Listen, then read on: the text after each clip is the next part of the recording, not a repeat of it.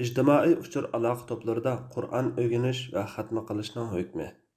Savol. Assalomu alaykum, hurmatli ustoz. Janobi Alloh sizni salomat va texmi aziz qilsin. Sizlardan so'raydigan bir masala bor edi.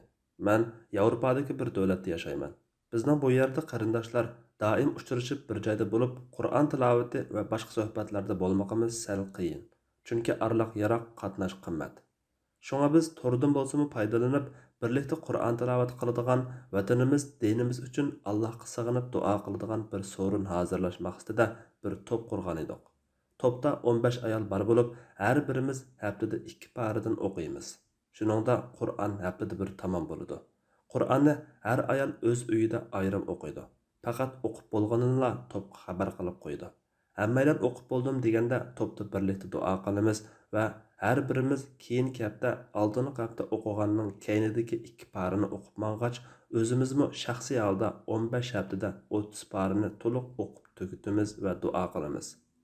Biz bu amalni turmush sharafchiligi bilan Qur'onimizdan yiroqlab qolmayli, g'aflatda qolganimizda qarindoshlar bir-birimizga haydakchi bo'lib, har doim Allohning kalomini o'qib duo qilib, yori yuragimizga malham qilayli deb va Allohdan ajr tilab qilgan edik.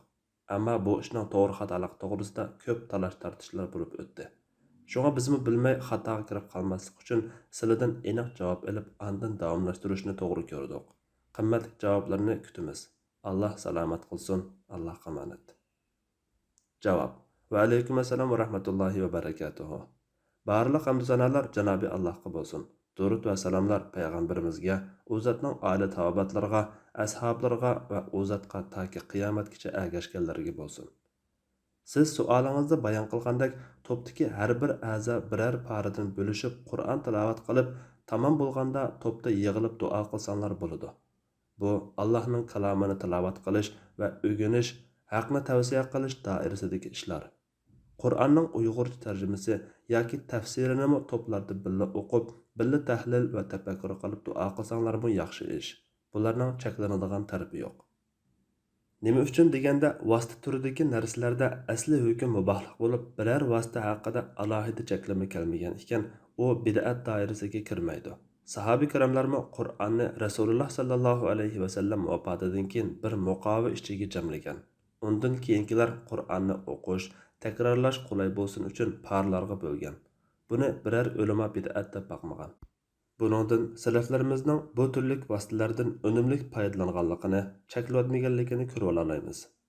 Allohning kitobini o'qish va o'rganish vositasi bo'lgan to'plarni harom yoki bid'at degan nomlar ostida cheklab o'tish bir tarafdan bu vositalardan o'zimizni mahrum qilish bo'lsa, yana bir tarafdan vositalarning ibodat bilan bo'lgan munosabatini xato tushunib olishdir.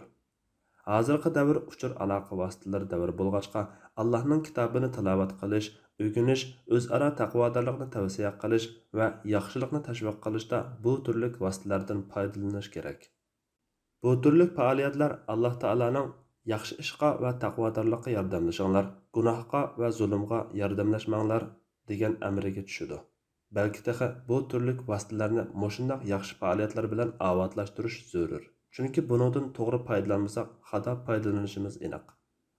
Qur'onni tilovat qilishning o'zimi Alloh taolaning Qur'onni tartil qilib dona-dona ochiq o'qigan degan oyati va undan boshqa Qur'onni o'rganish va o'rgatish haqida kelgan hadislarga asosan eng yaxshi amallar jumlasidandir.